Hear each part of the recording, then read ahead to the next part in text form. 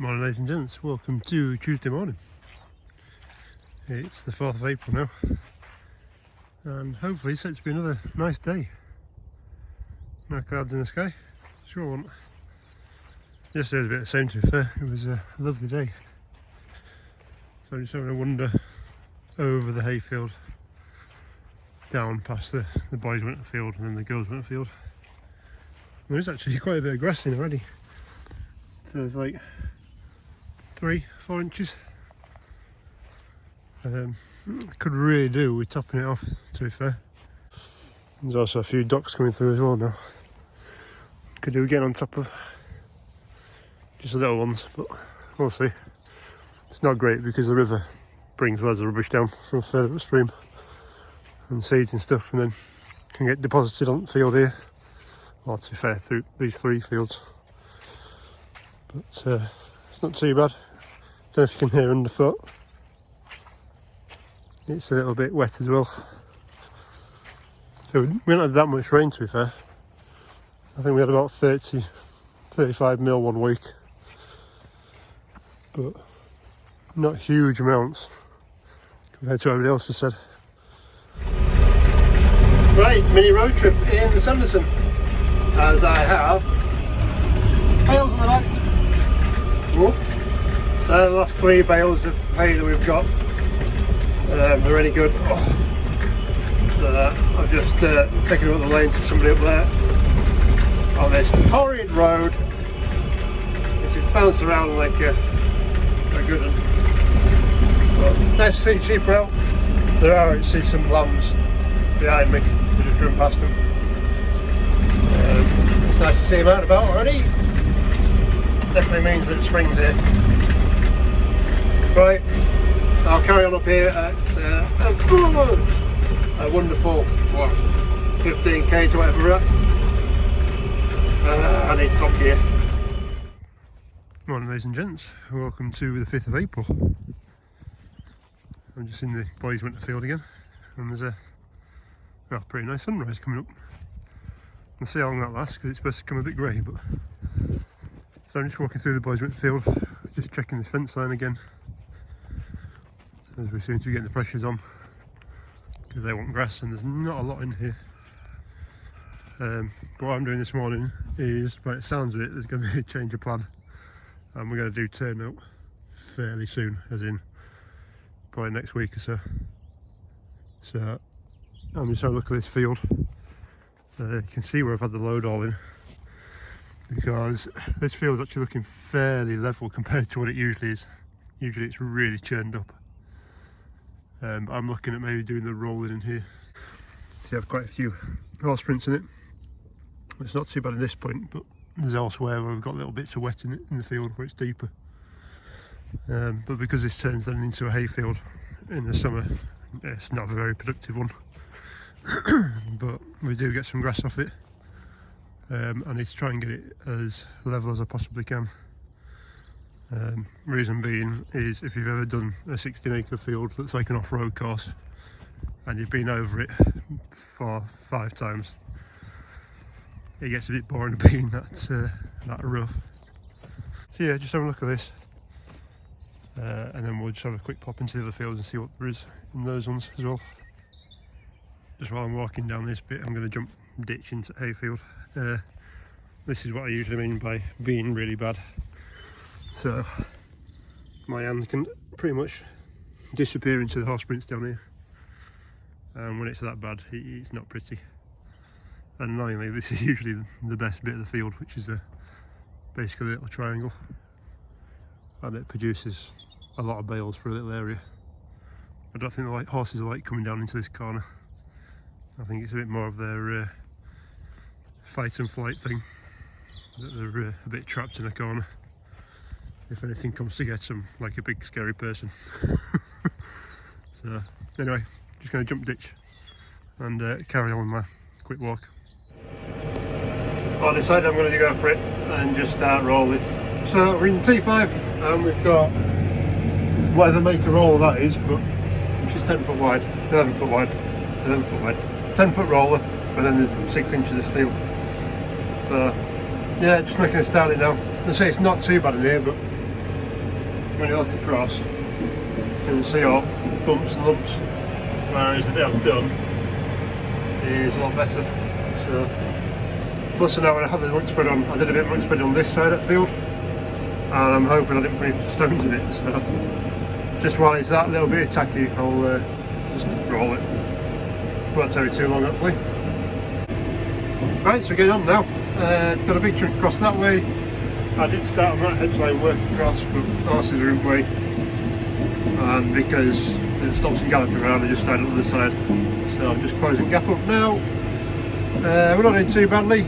Roller is starting to quiet up a bit.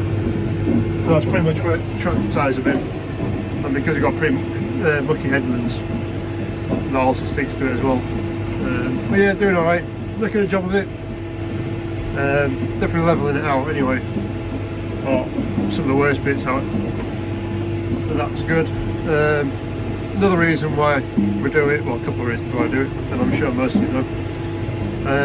It'll damage the grass, which will encourage the grass to grow more and tiller out, so spread out a bit more, which is an advantage, especially when you're trying to do hay. Also, anything that's stone wise, if it's in the ground, just rolls them in so I don't hit them, hopefully, with the mower or the tedder or the baler or anything else. Because the last thing I want to do is stick a stone through your back window when you're mowing or even tedding. It gets a bit expensive pretty quick. So, right, last couple of strips, you can see where I've just been and where I started. And yeah, it's got damper, it's been trying to rain all the time I've been on it. Which isn't great, but not much you can do. And it is starting to stick to the rollers now, especially where the tyres have been. But it's not thick layer. But yeah, that's about it. It's taken me a couple of hours to do, and yeah, it's done an alright job. Taking the thick out of the lumps we got anyway, or the hollows in the lumps. So really doing the girls' winter field over there, but might be a bit too wet for that one. And also the one over there, London field over there. But we'll see. Right, so I started in the girls' winter field, just doing the first outside pass, and it has been confirmed that we are going to be turning out this weekend. I think I said this weekend. We're definitely turning out anyway. So I kind of need to get some of these jobs knocked off before it happens, as I won't be spraying. So yeah, stay in this field at the moment, and then we'll come back when I've got some of it rolled. I don't think I'm going to right down to the bottom because it's probably far too wet. But I can get this, I can't really see much through the crappy window. But we'll try and get this bottom end rolled anyway. Try and get some lumps out. Right, so I've come back after lunch and just started off again. I've only done 3 or 4 runs, but you can see it's getting a bit clarty now. And I am in a pretty wet spot down here. It drops down a bit of a gully this part, and then it comes back up again and a bit of banking. But my roller is now completely covered in mud. It looks worse than it is, because basically anything on the loose on top gets stuck to the roller. But the rest of it doesn't look too bad. The majority of what's stuck up is actually bits of soil that's come off the roller and flicked off. We're supposed to have some more rain today / this evening. So by tomorrow, I'm fairly sure that the thick of that will have disappeared, all the muddy marks. And if not tomorrow, give it a week and you won't tell the difference. Right, so we got rolled. Yeah, I don't do straight lines. As long as it's rolled, I'm not too fussed. So yeah, done an alright job. If you've been watching, well, I think I showed you anyway a few weeks back, when I did the muck spreading from a pile that's behind our old stables, there was a lot of stone in it, which I didn't realise at the time. So like type 1 and stuff like that. And unfortunately it's come into this, which is the hayfield. So just rolling, it's knocked in some of those stones hopefully, and should hopefully encourage the grass to grow a bit more. I mean, it's 3 or 4 inches on at the moment, and granted this headland bit doesn't actually always get baled, so the grass just regrows quite well, generally, because there is a lot of this cow parsley in it, and it's pretty thick up here. Look round, see how big leaves. all the way down that side and kinked back in again. But anyway, T5's done alright. First proper day of work this year. My roller's a bit, yeah, it threw a lot of rubbish off. Pulled quite a bit of grass out as well in some places, but to be fair, that's going to encourage it to grow a bit more anyway. So, right, that's probably going to be it for today. I shall get back through my gate and head up that way. Right, so it's Friday and we're in the T5. So T5 and power up flail mower, and I'm just down here on the bridleway, just mowing it out for people. There's actually quite a nice bit of grass on here, but you know, never mind. So yeah, basically, idea of me mowing this out is because, well, to be fair, boss's son has been cycling to college, even though he's just passed the driving test. So it's making his life a bit easier. He didn't get quite so wet coming through this bit, because after here there's only a couple of arable fields, and then the path's pretty much massive because people walking it. But it also keeps people, especially further up here where our hayfield is, it tends to keep people on the path if they have a proper defined path that's cut. Basically the same idea as Farmer P does. I'm having a slow day today, I can't get my words up. Same idea as what Farmer P does. He mows his paths out so people can't say that they've gone the wrong way. I'm obviously mowing it a bit wider than him because, well, I'm about 7 foot wide. But it doesn't matter up here because it's a bit wasted ground type thing. You can't really farm it. So yeah, just need to plod on that way and keep on mowing. Morning ladies and gents, welcome to the 10th of April. Right, so into the girls went at field, and that was a bit disappointing. You can hardly tell that I've rolled it. So it's they've just pulled it back up again. It's a bit of a pain, but it does actually feel still rather wet underfoot. For whatever reason, this land really doesn't seem to want to dry anymore. It seems to be getting worse and worse.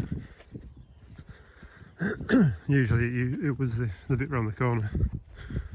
There was a bit of a wet hole, and then it spread to a little bit further out, and then it seems to be across the whole field. But so yeah, this is going to need rolled again. Disappointing, but such is life. To be fair, the top end has a lot of sand here. It doesn't really need to be done by the looks of it. But there you go.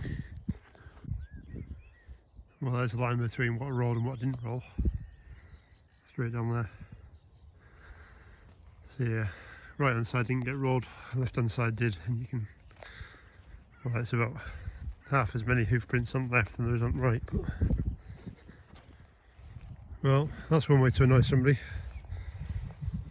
Somebody's had their arse through hayfield. And they've come straight through there and probably gone around edge of field, but by the time I've done that, it's too late. Just can't stop people at times. Yep, somebody's been right through. Almost as there have been two of them. One set of tracks, two set of tracks. And they are in deep. It's like 4 inches in. Seriously, some people need a slap. They're obviously coming from that end, done a circuit down there and round, and then buggered off again. Right, so we've got the T5 with the Team Sprayer on the back, and since last time you've seen this, I've actually replaced the pipe, which I think was actually that one. It was a bit of a chew on, so I've ordered 12 metres of class 7 half-inch pipe. 12 metres of it will do the whole boom length if I need to. So yeah, I've had to tap the ends of them. In fact, it's not that one, it must be the other one down there. No, it's that one here. Is that line. So I've had to, you can't see it now, tap the inside of the pipe to put a cap in it, dye the outside of the pipe to put it into the tee, and yeah, it's taken a while. I did order some tap and dyes at 1/2 inch. Unfortunately, because it's plumbing, they do the internal sizes, not the external sizes, whereas mechanics and stuff, you do external sizes, not internal sizes. But luckily the lad next door in the workshop just there had one on the BSP. So yeah, just going to try it now. I have actually drained all the antifreeze out of it now. It was looking a bit gunky as well, so I've had to get rid. So it might take a while to prime up, but hopefully we won't have too many problems. Do like kind of buttons on the sides. Right, let me get in cab, put some revs on, and see how we get on. Right, so away. I don't know where you see that. Right, that's got a bit of a leak just there. They're all working, which is good. No leaks anywhere. All I need to do now is change where the nozzles are. So, like, that nozzle's facing forward, that one's facing backwards, forwards, backwards, forwards, backwards. So there's no shadowing on the weeds you spray in the fields. She's not running at full pressure, which is why it's quite big droplets. And it's very windy, so it's quite a bit of drift. Yeah, happy with that, happy with my repair. Just had to clean a couple of nozzles out and a couple of tightens up, and that's it. Right, so after having a quick look around, I actually found this, which has actually snapped the jet. So the sprayer is actually coming out, but it's obviously snapped, so just going to replace that. I'm actually using low drift nozzles, which look like that. So if you look down the sides of them, there's where the liquid comes out, and these are where there's air inducted in down the sides, which then helps form nice bubbles of, well, chemical. Whereas the traditional one is a bit more, get the right side, a bit more like that. So that's literally centre hole where the liquid comes out and nothing else. This is actually a fan jet, so you can get different types of spray patterns as well. This is a fan jet and it literally just does that, sprays out sideways. Really common, really cheap. These are more common now than they were when I started, and they're more expensive, but they do a better job. You can spray in windier conditions with these than you can with the fan jets, basically because the droplets disappear to where they should be. So anyway, just have a look at this. All there is inside is, if I push it in, screwdriver. You can see how tight my bench is. So all there is a little rubber that holds it all in place, and then that pops out. You just drop it. Inside there there's slide sides which correlate to the nozzle. That just goes in there and locates into the formings. Push it through and it locks in.